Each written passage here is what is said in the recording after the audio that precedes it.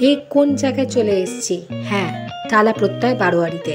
তৃতীয়া সকাল সকালে বেরিয়ে পড়েছিলাম ঠাকুর দেখার উদ্দেশ্যে।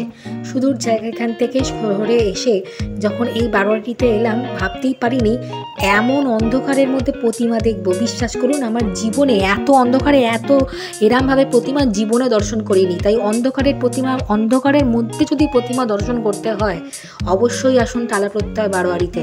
তার আগের যে শিল্পকর্ম, শিল্প ভাবনা, আমি টাচুট বলছি, মন ছুঁয়ে যাবে সবার। কেউ মিস করবেন না এই বছর টালা প্রত্যয় বারোয়ারির দুর্গাপুজো। যাই হোক, আমরা ঝড় জল বৃষ্টি মাথায় নিয়েই বেরিয়ে পড়েছিলাম। আর এই দেখুন কত কত প্রাইজ, যেগুলো আগের বছর নানান বছরে রাখা। এরপর এগিয়ে গিয়েছিলাম এই ব্যাপার জায়গাটির দিকে। এরকম ঢুকতেই ভাবছিলাম যে কি করেছে এরকম সিঁড়ির মতো উঁচু। দূর থেকে এমন ভাবনা ভাবতেই যখন এগোচ্ছিলাম, তখনও বুঝতে পারিনি যে ভেতরে গিয়ে কি দেখব। আপনারাও বুঝতে পারবেন না, কিন্তু ভিডিওটা অবশ্যই কিন্তু দেখলে জেনে যাবেন যে এর ভেতরেও কি আছে। তবে অবশ্যই ক্যামেরার মধ্যে দেখা আর নিজের চোখে দেখার পার্থক্য তো অনেক বিহীন। এইবারে এটাই ছিল এদের থিমের নাম। যাই হোক, থিমের চিন্তাভাবনা অনুযায়ী এইরকম করেছিল ওদের সিঁড়ি। এই সিঁড়ি দেখে মনে হচ্ছিলাম কোথায় উঠছি রে বাবা, এই তো মনে হচ্ছে পাহাড়ে উঠছি। আর রেলিংগুলো ঠিক মনে হচ্ছিল দার্জিলিং ম্যালের পাশে রাখা রেলিং। এবারে পুজোয় পাহাড়ে ঘুরতে যেতে পারলাম না, মাঝে মাঝেই যাই। তাই পাহাড়ে ঘোরার ছোটোখাটো ইচ্ছা এইটুকু রাস্তায় উঠে খানিকটা দুধের স্বাদ ঘোলে মিটে যাওয়ার মতো অবস্থা। আপনাদেরও তাই মনে হবে, কিন্তু আসল খেলা শুরু হবে এরপর। কারণ শিল্পীর শিল্পকতা নিদর্শন দেখতে পাবেন ঠিক এরপর থেকে। বেশ খানিকটা ওঠার পরে শুরু হবে অসাধারণ সুন্দর, চোখ ধাঁধিয়ে ফেলা কারুকাজ।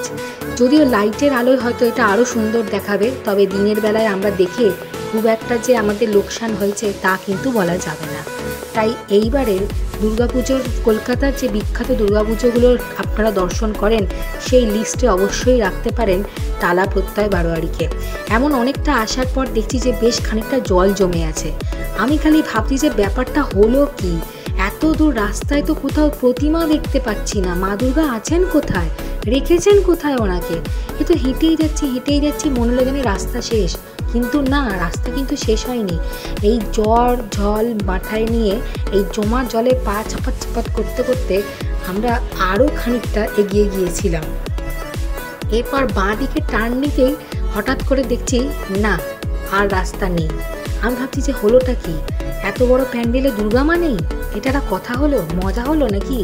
আকাশে এত কালো মেঘ, আর দেখুন মনে হচ্ছে যেন আকাশটা ঠিক মিশে গেছে এই জায়গাটায়, তাই না? কিরকম একটা ভিউয়ার্স পয়েন্টের মতো। সত্যি বলছি, এত লোকের ভিড়, আর সকলের মুখে একই কথা যে ঠাকুর কোথায়? উঠেই যাচ্ছি, হেঁটেই যাচ্ছি, কিন্তু ঠাকুর কই? ঠাকুর তো দেখতে পাচ্ছি না। বেশ এতটা রাস্তা চলতে মনে হচ্ছে এইখানেই তো রাস্তা শেষ, কিন্তু না, রাস্তা আসলে শেষ না।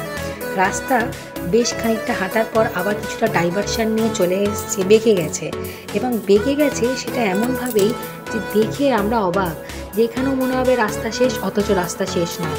আমরাও সিঁড়ি দিয়ে সকলের পিছন হাঁটতে যেই বাঁক নিলাম, তারপর সত্যি বলছি চক্ষু চড়ক গাছ।